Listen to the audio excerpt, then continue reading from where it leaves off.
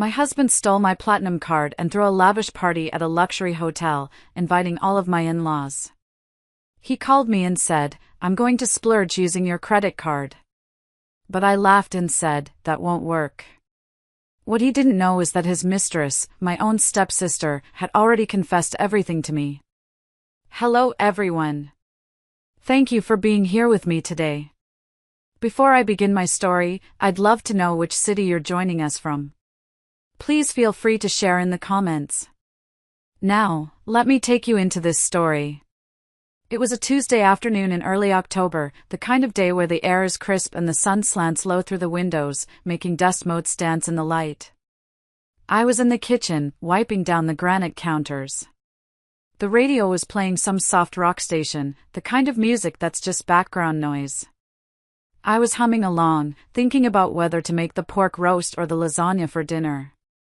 It was just a normal day. That's what I remember most. The sheer, quiet normality of it all before the explosion. The phone rang, its cheerful chime cutting through the music. I dried my hands on a dish towel and picked it up from the counter. The screen showed my husband's name, Arthur. I smiled, a small, automatic habit. After 25 years, seeing his name still brought a little flutter. I thought he was calling to say he was leaving the office, to ask if I needed him to pick up anything on the way home. I was a fool. "Hello, Lorraine," he said. His voice was off. It was overly bright, booming with a kind of manufactured cheerfulness that immediately set my teeth on edge. It sounded like the voice he used when he was trying to sell something to a client he didn't like. "Hi, honey. Everything okay?" I asked, my own voice cautious. "Better than okay, my dear, it's fantastic," he boomed, and I could practically hear the false smile through the phone. "Listen, I need you to do me a little favor. Drop everything you're doing and come on down to the Harris restaurant. You know, the one downtown, right across from the old train station."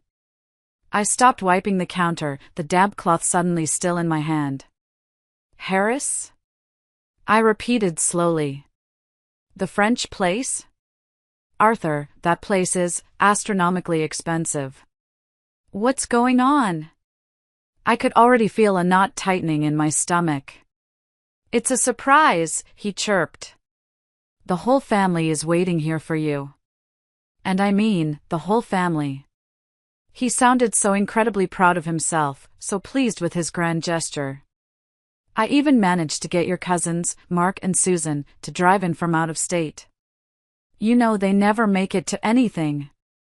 I've reserved the big private dining room, the one with the fireplace."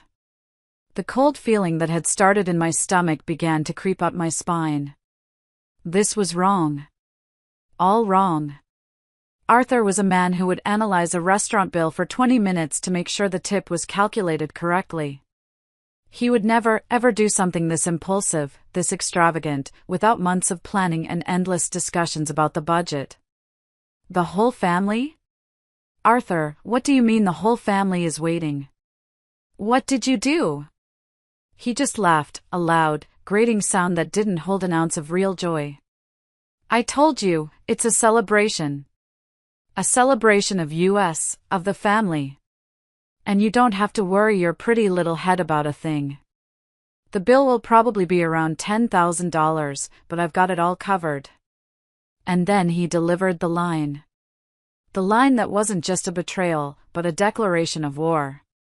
"I'll be paying with your credit card, of course. So please, hurry up and bring it with you." Click. He hung up.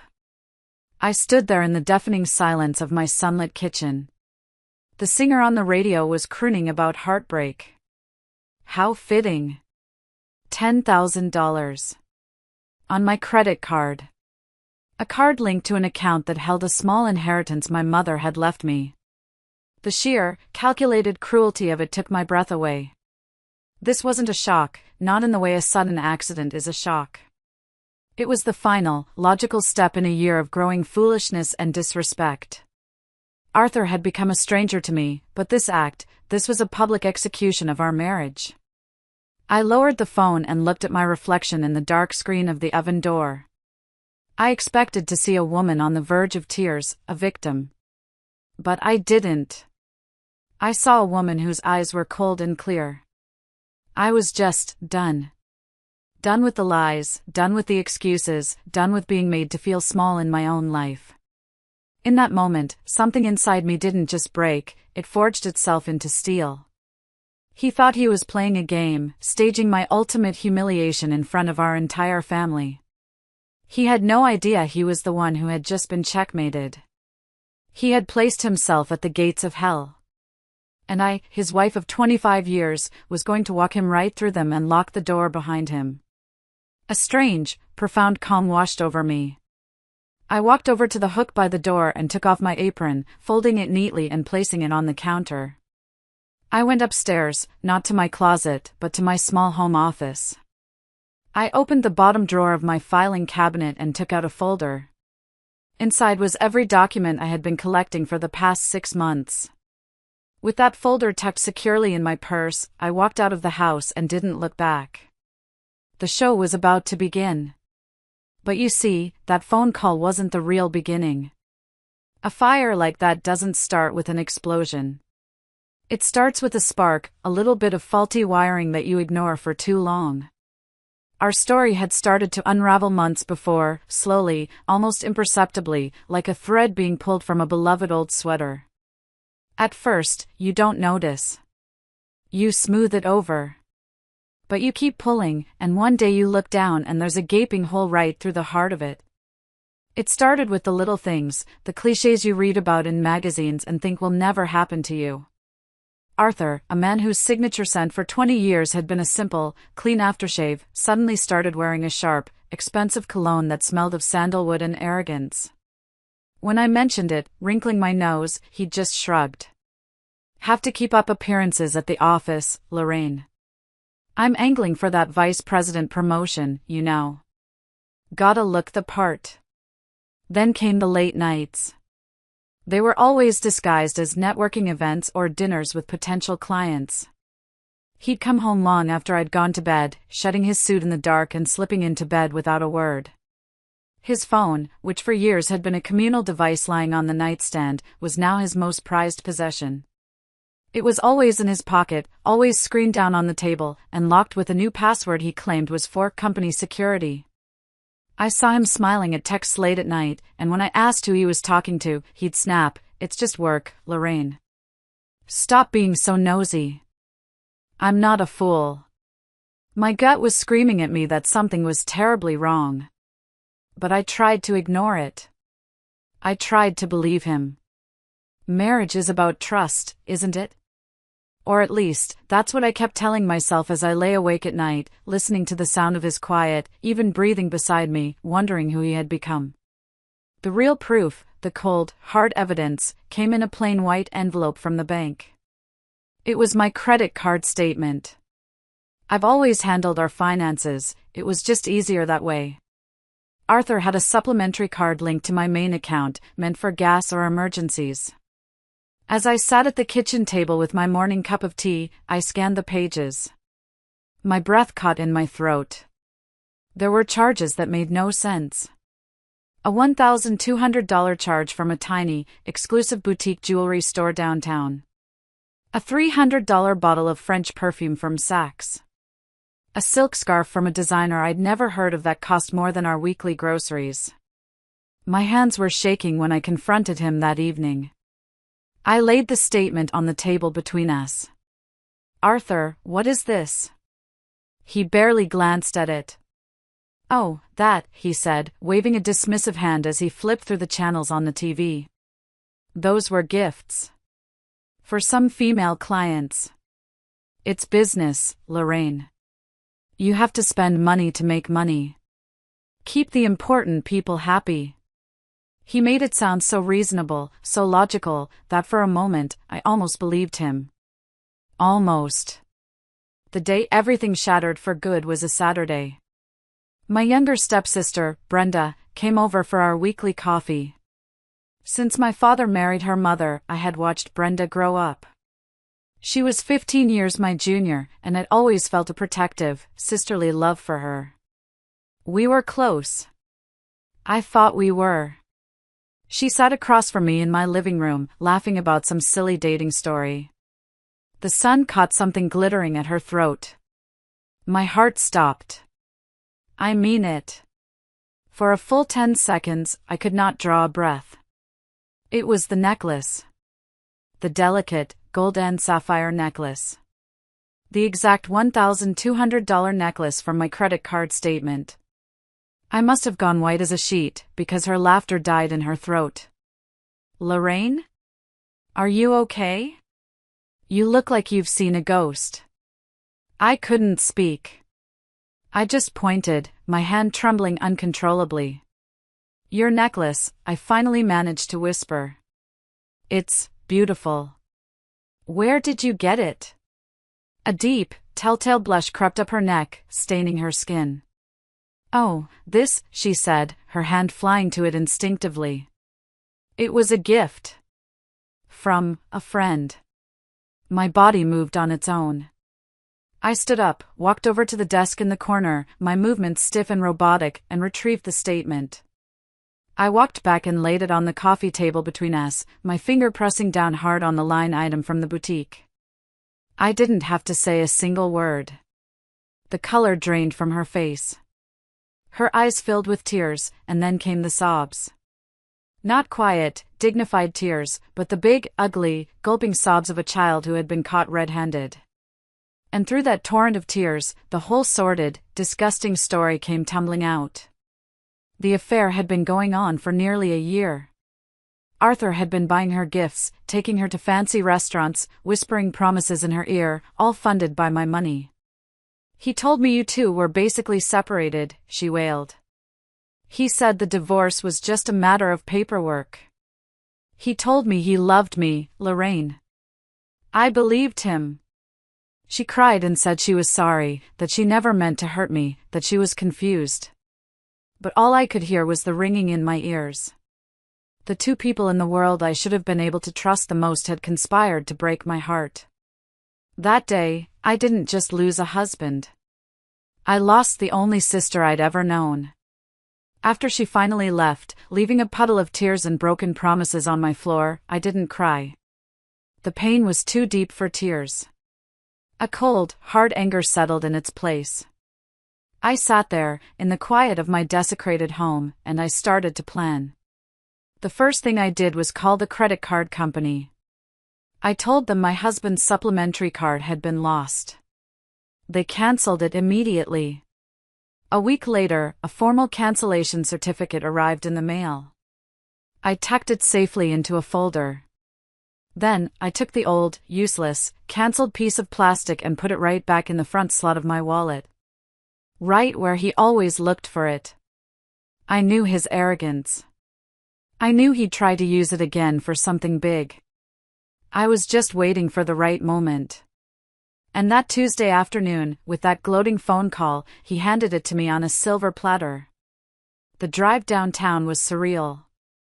I drove in complete silence, my hands gripping the steering wheel at 10 and 2, just like I was taught in driver's ed 30 years ago. The city lights blurred past, but I didn't see them. I saw only the path ahead. When I arrived, I handed my keys to the valet without a word and walked into the opulent lobby of Harris Restaurant. The air was thick with the scent of money, lobster bisque, and fine perfume. A painfully thin host in a tight suit looked me up and down, a flicker of disdain in his eyes, until I gave him Arthur's name. His demeanor changed instantly. Of course, madam. Right this way. Mr. Albright is expecting you. He led me towards a heavy oak door in a secluded corner of the restaurant. Arthur was waiting for me just outside it, that creepy, self-satisfied smile plastered on his face. It was the smile of a man who thought he had already won. There you are, he said, grabbing my arm with a grip that was a little too tight. What took you so long? I was starting to think you weren't coming. The relatives are all inside, waiting to toast our success. Our success, Arthur? I asked, my voice dangerously quiet as I pulled my arm from his grasp. What exactly are we celebrating? He either didn't notice my tone or chose to ignore it. He leaned in, and the cloying scent of his new cologne made me want to gag. Lorraine, he began, using my full name as if he were a king addressing a particularly slow subject. As I said on the phone, I'll be using your credit card tonight. It might seem like a lot of money to you, but you have to think of it as an investment in me, in our future. A wife's money belongs to her husband, after all. It's only natural for a wife to support her husband's ambitions, isn't it? You don't have any complaints, do you? I stared at him. The sheer, unadulterated foolishness of the man was almost impressive. He told me again about the 20 relatives inside, about the luxurious $500 per person course he had chosen, the most expensive one on the menu. It was clear he had done it specifically to torment me, to flaunt his control over me and my finances. He was completely oblivious to the fact that he was standing on a trapdoor I had spent weeks building just for him. In that ridiculous, infuriating moment, all I could do was laugh. It wasn't a happy sound. It was sharp and cold and held no humor at all. It was the sound of a lock clicking into place. A wife's wallet belongs to her husband? I repeated, shaking my head slowly. Oh, Arthur. You know, I stopped being that kind of wife about a month ago. His smile faltered, confusion flickering in his eyes. What are you talking about? You stopped being a wife? You can't just quit that easily, you know. It's not a job. Oh, I know, I said, my own smile now matching his for pure iciness. I'm well aware that ending a marriage requires formal procedures. I'm very familiar with the process, actually. But that's a conversation for later. Right now, I have a more practical question. How exactly do you plan to pay for this $10,000 party without any money? Are you planning to have your parents bail you out? Or were you just going to dine and dash? He scoffed, his arrogance returning like a reflex. Don't be ridiculous. I would never do something so foolish.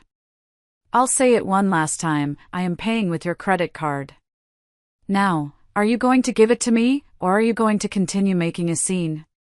He actually held his hand out, palm up, expecting me to just drop the card into it like an obedient dog. The audacity was stunning. Instead of my wallet, I reached into my purse and pulled out a single, folded piece of paper. With a flick of my wrist, I thrust it into his chest so hard he stumbled back a step. I cancelled that credit card a month ago, Arthur, I said, my voice ringing with a satisfying clarity in the quiet corridor. Here's the cancellation certificate. I brought it along because I had a sneaking suspicion you wouldn't believe me. He stared at the paper, then back at me, his eyes wide with a mixture of anger and disbelief. What? That's impossible. This must be fake. I took the card from your purse myself this morning. It was right there in the front slot. I know, I said, and for the first time that evening, I allowed myself a real smile. It was cold, and it was triumphant. I left the cancelled card in there specifically because I knew you'd eventually steal it. You were completely and utterly fooled, you poor thing. The mask of the charming, successful husband finally fell away, and in its place was the ugly, snarling face of a man who had been outsmarted and cornered. Lorraine, what is that attitude? He hissed, his voice rising, forgetting where we were. It is absolutely unacceptable for a wife to speak to her husband like that. Who do you think you are? His voice, sharp with rage, echoed in the quiet, carpeted corridor. A few heads from the main dining room began to turn in our direction. A waiter paused with a tray of drinks, his eyes wide with curiosity. Arthur's face flushed a deep, blotchy red. He was a man obsessed with appearances, with what other people thought of him. To be seen as losing control, as being challenged by his mousy little wife in public, was his worst nightmare. He suddenly pasted on a fake, ghastly smile, waving a dismissive hand at the onlookers as if we were just having a spirited discussion. Everything is fine, just a little disagreement, he said loudly, his voice tight with strain. But it was too late. The whispers had already started. The damage was done. Just then, two figures detached themselves from the doorway of the private room and approached our tense little standoff. It was my in-laws, Walter and Diane. They had clearly been alerted by Arthur's shouting. Walter's brow was furrowed with concern, and Diane looked worried. "Arthur, what on earth are you doing?" Walter asked, his voice a low rumble of disapproval. "Your cousins were just asking where you two were. The relatives are all shocked by the noise. You're disturbing the other guests, son. Everyone is watching." Arthur's smile became even more strained, almost painful to look at. "Ah, Dad, Mom. Perfect timing." "It's nothing, really. I just got a bit excited, that's all. We were just coming in. Don't worry about it." He was visibly relieved that his parents had arrived, seeking refuge behind their presence. He always put on his most polished ideal husband, devoted son act in front of his father, especially since his entire career and salary depended on Walter's approval. He shot me a venomous look from the corner of his eye, a clear, silent warning, "Do not say anything unnecessary. I won't forgive you if you do." For 25 years, that look would have been enough to silence me. I was always so scared of his anger, of his ability to twist things, to make me feel like I was the one who was crazy. But not anymore. I was done being scared. This was my moment. This was the opportunity one had been waiting for, a captive audience of the people whose opinions he valued most. I turned to my in-laws, composing my face into a mask of polite, troubled concern. "Walter, Diane, I'm so glad you're here," I said, my voice calm and steady. "Perhaps you can help us sort something out. It's about settling today's rather large bill." Arthur's eyes widened in sheer panic. He tried to interrupt, but I kept going. "You see, Arthur planned to use my credit card to pay for everything tonight," I explained, looking directly at them. "In fact, he took the card from my purse this morning without my permission." "He what?" Diane gasped, her hand flying to her chest. She looked from me to her son, her expression bewildered. "The thing is," I said, delivering the next line with deliberate, surgical precision, "that particular credit card was actually cancelled a month ago. But Arthur doesn't seem to believe me. And now, he doesn't appear to have any other way to pay the $10,000 bill. I was just asking him what he plans to do about it." My in-laws stared at me, then at their son, their faces a thunderous mixture of shock and dawning disbelief. "Wait a minute, Lorraine," Walter said, his voice grave and heavy. "Let me get this straight. Arthur told us he was paying for everything. He said he had a big bonus and wanted to treat the family. Are you telling us he stole your card and was planning to stick you with a $10,000 bill?" Arthur, seeing his carefully constructed image crumbling into dust, jumped in, his voice high and frantic. No, she's mistaken. It's all a big misunderstanding," he said brightly, his smile looking grotesque. "I absolutely plan to entertain everyone at my own expense. It's just a little mix-up with the cards. Tell you what, I'll go settle the payment in advance right now so we don't have to worry about it for the rest of the night." And with a creepy, triumphant little smile thrown in my direction, as if he had just won a major victory, he strode off toward the front of the restaurant, heading for the cashier. He still didn't believe me. Even after seeing the certificate, he thought I was bluffing, that it was a trick.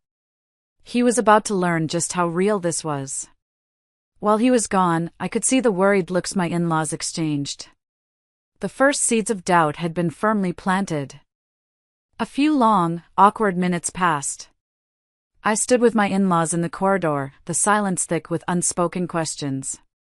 Diane kept glancing at me with worried eyes, while Walter just stared grimly at the spot where his son had disappeared. I could hear the faint sounds of celebration from the private room, a stark contrast to the tension where we stood. Finally, Arthur returned. He was trying his best to look casual, even smiling, but it didn't reach his eyes. His face was pale, and there was a sheen of sweat on his forehead. My in-laws, however, seemed to visibly relax, assuming the payment had gone through without a hitch. They were so desperate to believe the best of their son. But I could see the truth.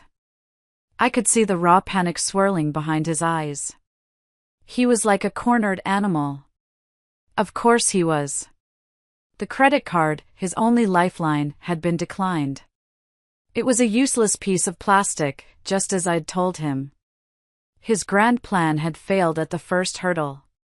His only choice now was to pay the $10,000 himself, and I knew for a fact he didn't have $10 for a sandwich, let alone $10,000 for a feast. I knew about the debts he'd been racking up. I knew everything. I gave him a cold, hard look. I didn't need to raise my voice. I just needed him to see that I knew. Tell them the truth, Arthur, I pressured him quietly, my voice just for him and his parents. Tell them what happened at the cashier's desk. Before this gets any worse for you. He saw the look in my eyes, the look that said I know all your secrets, and whatever little composure he had left crumbled. His face went from pale to ashen. He swallowed hard, his Adam's apple bobbing in his throat. After a long, agonizing pause, during which his father's stare intensified, he finally turned to his parents. His voice was barely a whisper. Sorry, Dad. Mom. I actually couldn't make the payment. Walter's face darkened. What do you mean, you couldn't make the payment? Is what Lorraine said true? Were you really planning to use her card without her permission? Absolutely not.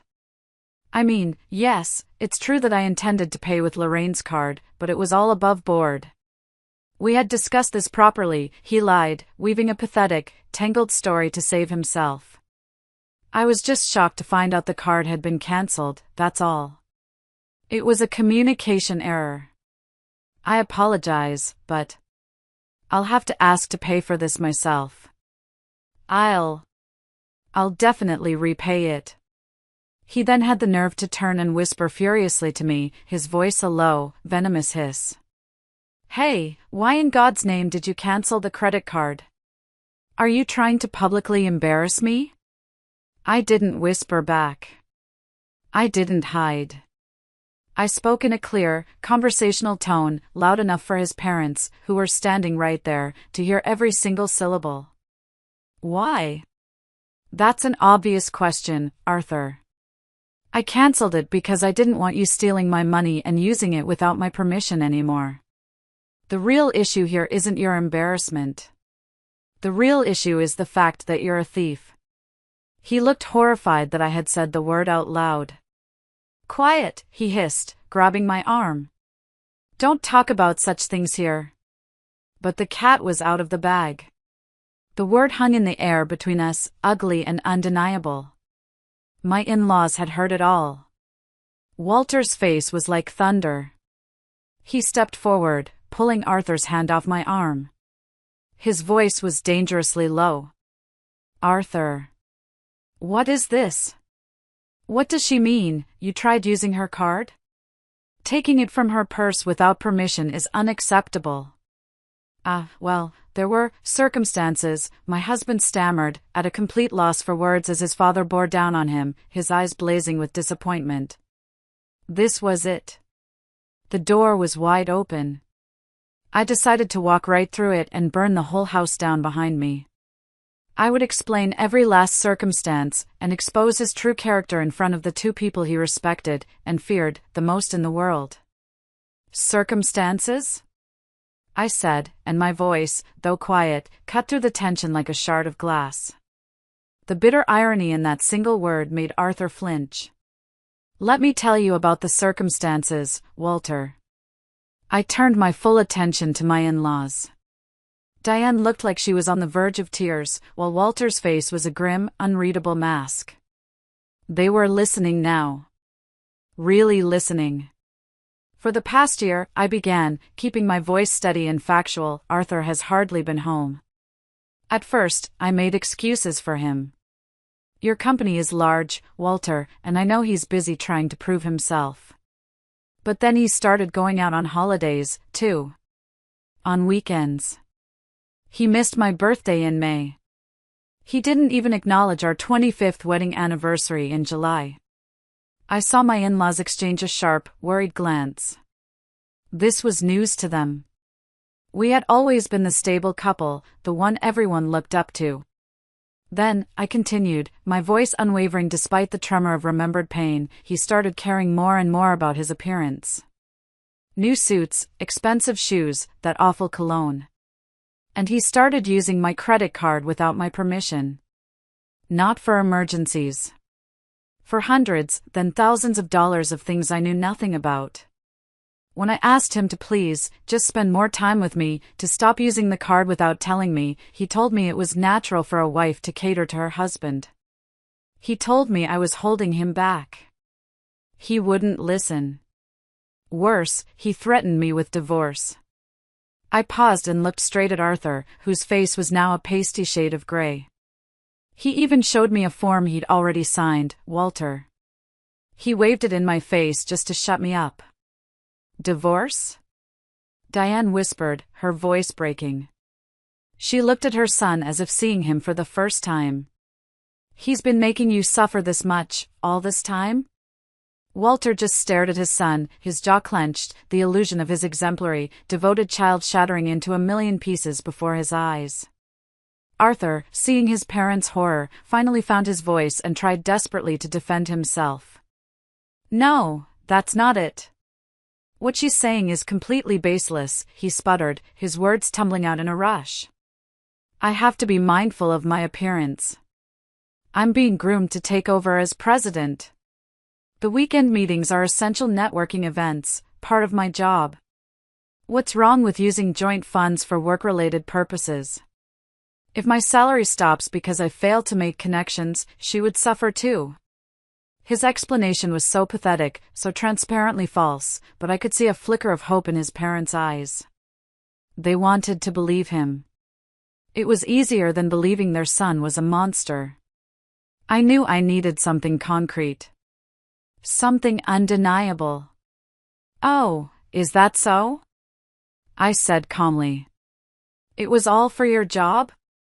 Then can you still stand by that after looking at this? From my handbag, I pulled out the file folder. I opened it and took out a neatly stapled stack of papers. It was the last 3 months of credit card statements, with certain items highlighted in bright yellow. I handed them directly to Walter. What is this? He asked, his voice rough as he put on his reading glasses. That is a credit card statement, Walter, I explained. As you can see, it details numerous purchases of luxury items for women. Now, Arthur, why would your job require you to buy a $400 silk nightgown from Victoria's Secret? Or diamond earrings? Or a purse that costs more than my car payment? Arthur lunged forward, a strangled cry in his throat, trying to snatch the papers from his father's hand, but I swiftly stepped in his way, blocking him. I stared him down. Why did you purchase these things with my money, Arthur? Cosmetics and jewelry aren't necessary for your job, are they? Can you explain this, specifically? That was for gifting to the women at work, he stammered, his eyes darting around wildly, grasping at the most ridiculous straw he could find. I was giving them as birthday presents. It's important to be favored by the women in the office. It's business strategy. The expense is inevitable. It was the weakest, most insulting excuse I had ever heard. And this time, it was too much, even for his parents. Whatever the purpose, the fact remains you used Lorraine's card without her permission and lied about it, Walter said sternly, his voice rumbling with suppressed anger as he threw the statements onto a nearby table. And buying luxury brands because female colleagues asked for them? That doesn't seem credible. I'm sorry, son, but this is unacceptable. I'm sorry, Arthur mumbled, finally looking down at his expensive shoes like a chastised schoolboy. I apologize for using my wife's card. It was poor judgment. I promise never to do it again. Please, forgive me. He made a great show of being apologetic, bowing his head in shame. He thought a simple apology would fix it. He thought he could get away with it. He still thought this was the end of it. But this was just the beginning of his real trial. I let the silence hang for a moment, letting his pathetic apology evaporate in the air. Then I looked towards the private room where the rest of our unsuspecting family was waiting. "I think it's time we joined the others," I said, my voice dangerously calm. "There's something everyone needs to hear." Walking into that private dining room felt like stepping onto a stage. The air had been festive, filled with the happy chatter and laughter of a family reunion. 20 pairs of eyes turned to us as we entered, a somber procession of 4. The joyful atmosphere died instantly, snuffed out like a candle flame, as they saw the grim expressions on our faces. Arthur, ever the performer, tried to salvage the situation. He clapped his hands together with false enthusiasm. "Everyone! Sorry for the delay. Just a little mix-up, all sorted now. Let's get this party started, shall we?" But no one moved. They could feel the tension radiating from us. I didn't go to my seat. I walked straight to the head of the long, beautifully set table. I placed my purse down with a soft thud.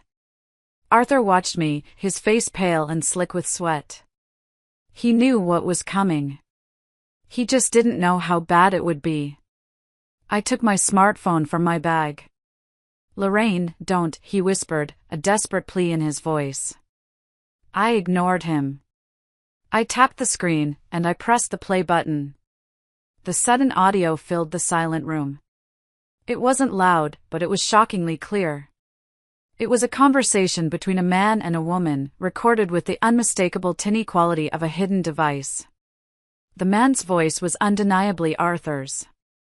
"She's just so boring," Arthur's recorded voice said, the sound of it dripping with a contempt that made my stomach clench. "She doesn't understand ambition.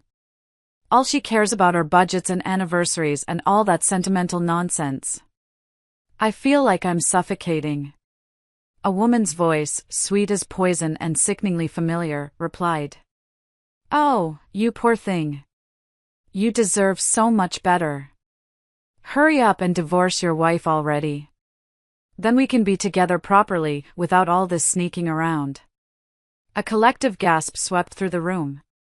My Aunt Carol, a woman who had always adored Arthur, covered her mouth with her hand. My cousins just stared, first at the phone in my hand, then at Arthur, their faces a perfect picture of shock and disgust. "Arthur, who is this woman?" I asked, my voice as cold and hard as a block of ice. My husband frantically searched for an excuse, sweat now beading on his forehead and trickling down his temples. His parents were glaring at him from across the table, their expressions filled with a silent, simmering rage I had never witnessed before. "There's no hiding it anymore, Arthur," I asserted, my voice rising to fill the room, to make sure every single person heard me. "You were having an affair, weren't you?" "That's not true," he shouted, his composure completely gone, his voice cracking under the strain. "I am not having an affair. It was wrong of me to speak ill of you, I admit it, but she's just a friend. A colleague. We were just hanging out, venting. And by the way, when did you even prepare this? Eavesdropping is illegal. This is a violation of my privacy." He was trying to flip the script, to make me the villain for uncovering his treachery. But I had prepared for this pathetic defense. "A friend?" I scoffed, the sound harsh in the silent room. "I've been watching you for a long time, Arthur. Your lies stopped adding up. The credit card history made the affair obvious. That's why, while you were pretending to go to your networking events, I installed a listening device in your car." "A listening device in my car? That's ridiculous." "As I said, that's illegal." "Actually, it's not," I said calmly, cutting through his blustering with cold, hard fact. "If it's to gather evidence of infidelity in a vehicle that is jointly owned as marital property, it is not illegal. I checked with a lawyer. I did what I had to do to uncover the truth when my husband refused to give it to me. He fell silent, his mouth opening and closing like a fish, fully aware that he was trapped. But still, his monumental arrogance wouldn't let him admit defeat. He turned to the room, to his family, his face a mask of desperation. "Everyone, please don't believe what she's saying. She's trying to trap me. This is all a setup. I haven't been unfaithful." I let out a long, weary sigh. This was taking longer than I thought. It was time to end it, once and for all. I reached into my folder again and threw another document onto the table in front of him. It slid across the polished wood and stopped right in front of his plate. "What a troublesome, stubborn man," I said, my voice flat. "Then what is this?" He looked down at the paper. His complexion, already pale, changed to a ghastly, sickly gray. It was a formal demand for compensation, addressed to his mistress. And it had been signed and acknowledged by her. "What do you think that is, Arthur?" I asked, my voice dangerously soft, a stark contrast to the shouting from moments before. The quiet made everyone lean in. "It's a demand for compensation that I sent to your mistress. You see, after I confirmed you were having an affair, I paid her a little visit. We had a long, very honest talk." You met her?" he stammered, so shocked he looked like he might actually be sick. He was losing control of the narrative, of everything. "Surprised, aren't you?" I continued, letting every word land like a deliberate, carefully placed stone. "She told me everything, Arthur. Once she realized I had the recordings and the credit card statements, she didn't hide a single one of your wrongdoings.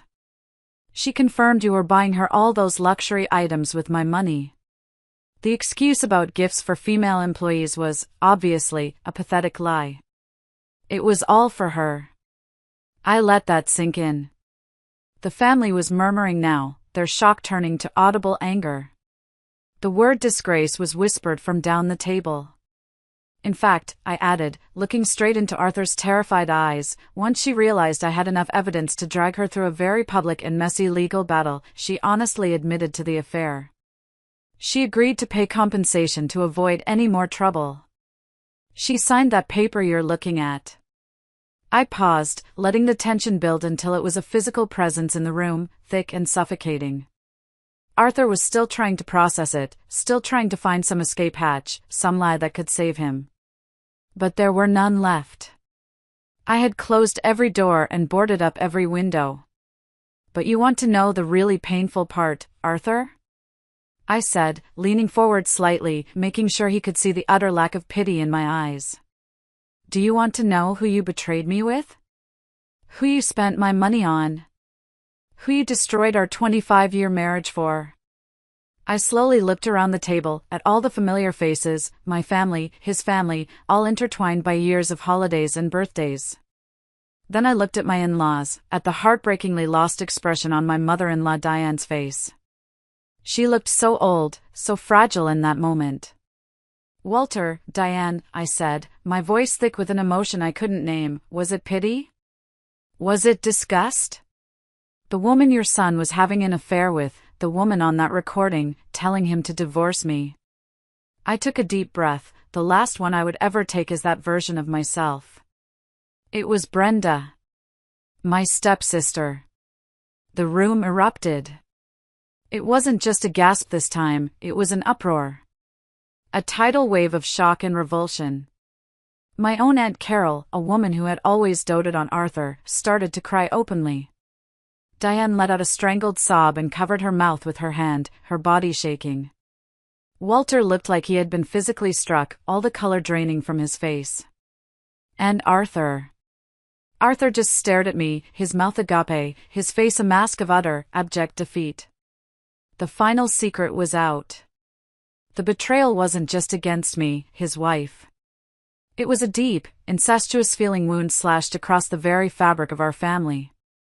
There was nothing left for him to hide behind. His world, his reputation, his carefully curated life, had just been burned to the ground in front of everyone he knew. He was finally, completely, irrevocably exposed. In the stunned, ringing silence that followed my revelation, while the family was still reeling from the sheer depravity of it all, I delivered the final, crushing blow. The one that would legally and officially sever me from this man forever. I reached into my folder one last time and pulled out a document with a court seal at the top. It was the finalized divorce decree. A wife? I said, my voice shaking now, not with sadness, but with a quarter-century of righteous, suppressed anger. I was your wife, Arthur. But that's a thing of the past. You see this? I held up the paper so everyone could see. This is a copy of our divorce decree. I simply had my lawyer submit the divorce papers you so helpfully signed and waved in my face months ago. You used it as a threat. I used it as a promise.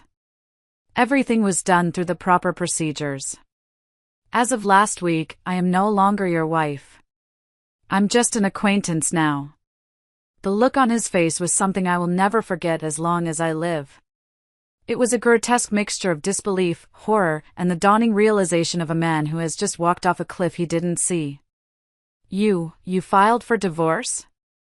Without discussion? You can't do that. Unreasonable? I laughed, a bitter, broken sound that came from the depths of my soul. Was it unreasonable when you used my credit card without permission? Was it unreasonable when you carried on a sordid affair with my own stepsister? My actions are settled, Arthur. Just like our marriage. That was the final straw. The family, which had been in a state of shock, now turned on him. The room filled with angry voices, reprimanding him, calling him a disgrace, a liar, a cheat. But it was his father's voice, cold and heavy as granite, that cut through the noise. Walter stood up, his chair scraping loudly against the floor. He looked at his son not with anger anymore, but with a flat, empty disappointment that was somehow much worse. This marks the end of our relationship as parent and child, he declared, his voice resonating with the finality of a judge's gavel. You are no longer welcome in my home. Additionally, you are fired from the company. Effective immediately. Security will escort you from your office on Monday morning. Fired? Arthur croaked, his voice cracking, his eyes darting around in panic. Just for an affair?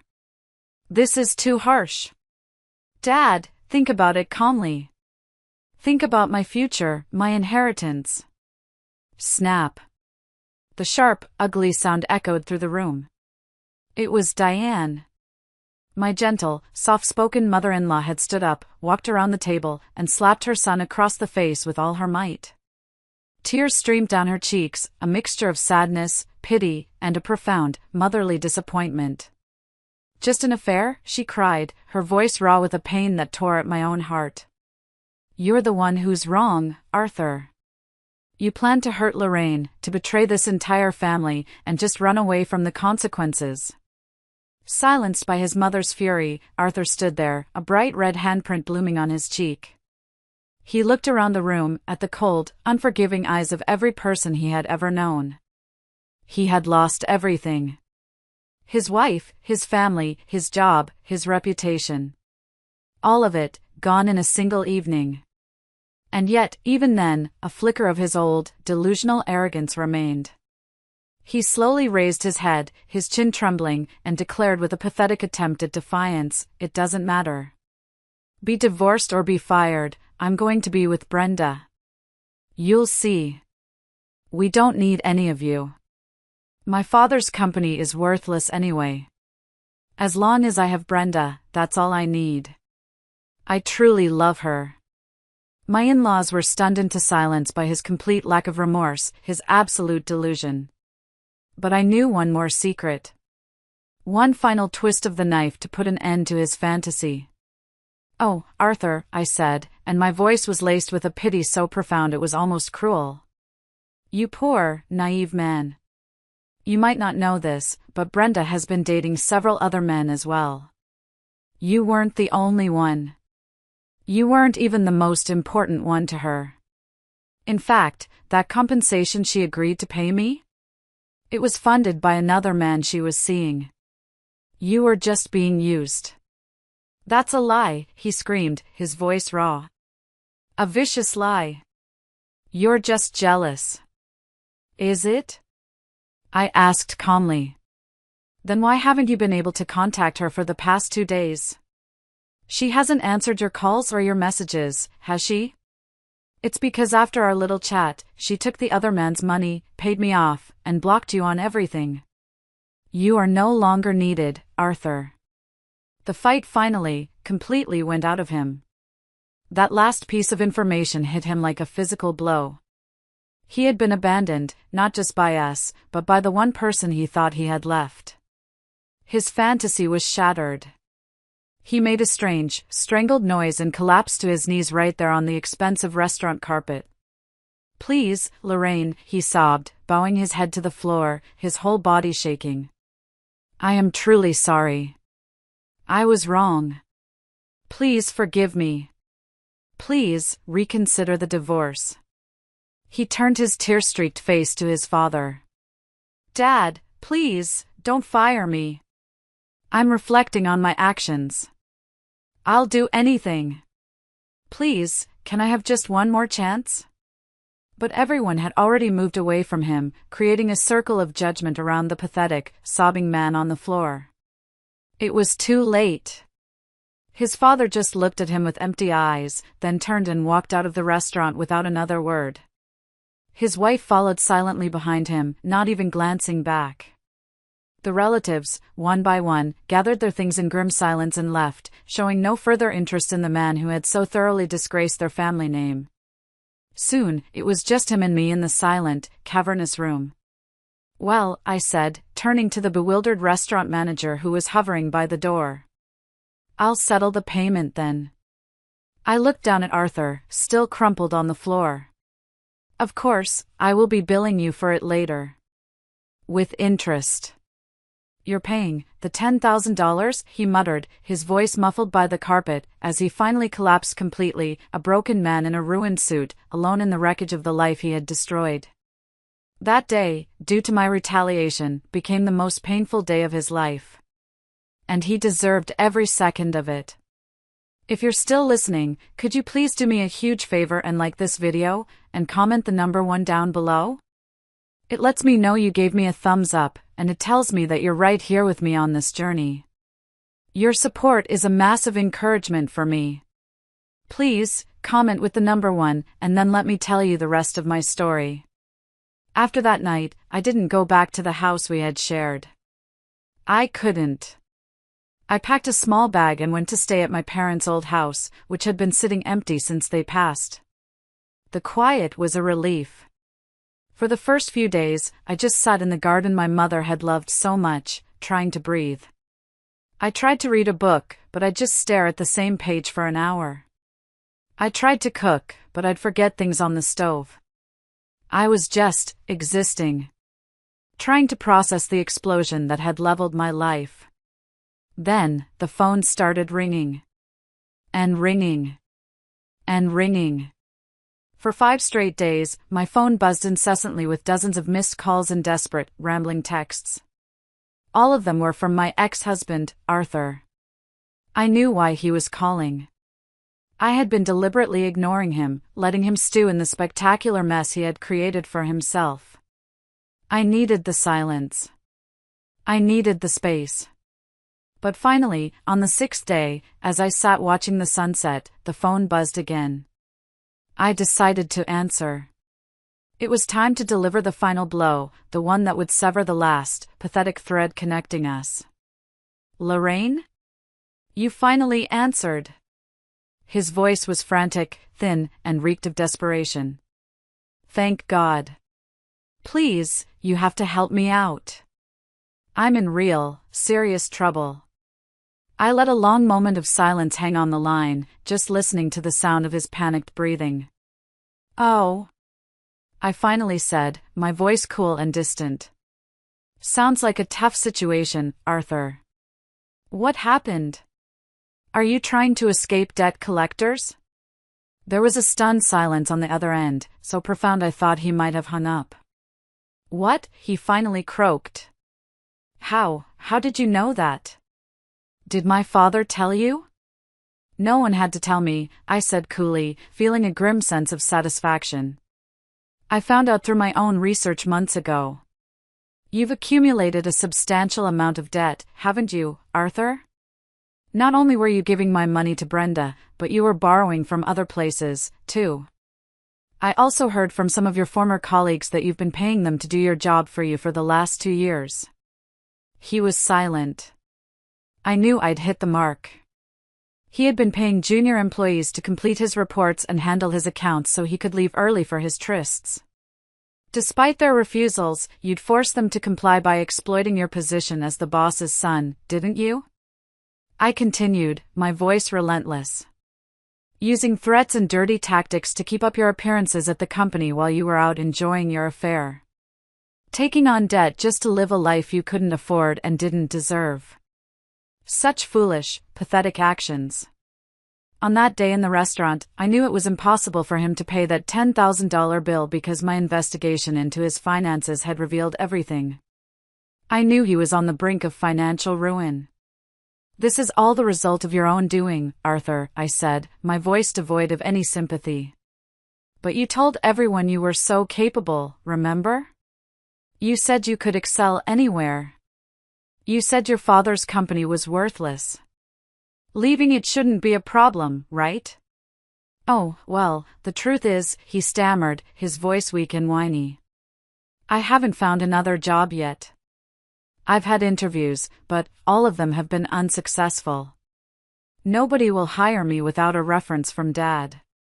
And now these people, they're calling me constantly. They're threatening to take me to court. It's taken a toll on me mentally. I let out a short, sharp, humorless laugh. That's exactly what I would expect. What can be expected from a man who pushed his own work onto others just to boost his performance? You didn't earn your success, Arthur, you bullied and bought it. Even if you do find another job, it won't last. Don't you understand that? You don't have the skills or the work ethic to survive on your own. He couldn't respond.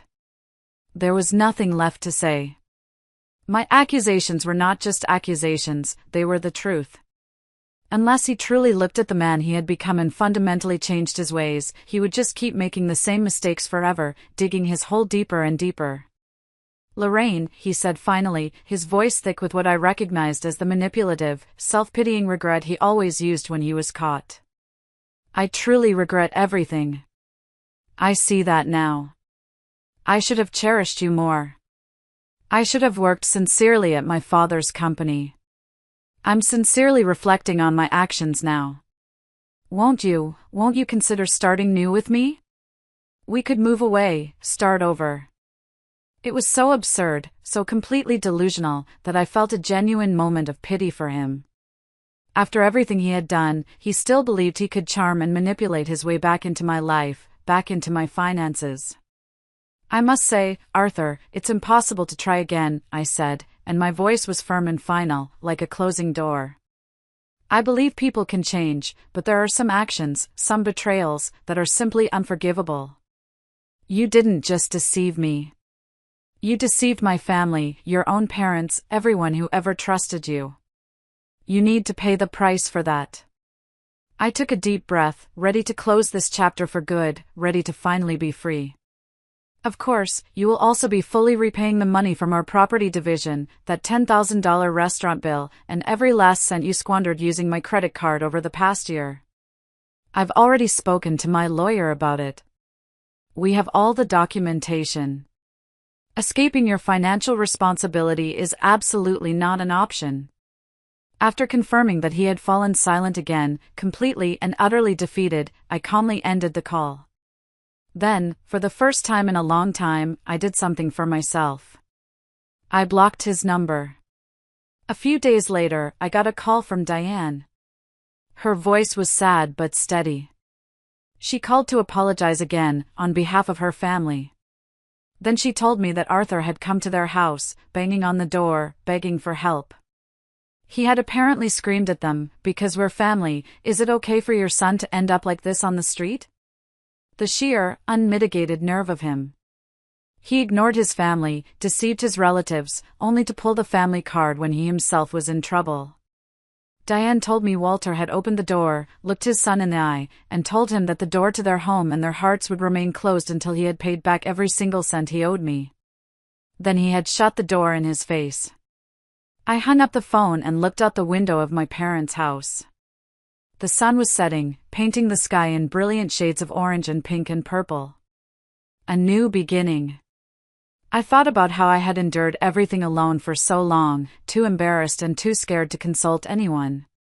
Had I spoken up sooner, had I confided in my in-laws, perhaps a completely different future would have awaited me. But regret is a heavy coat, and I was finally done wearing it.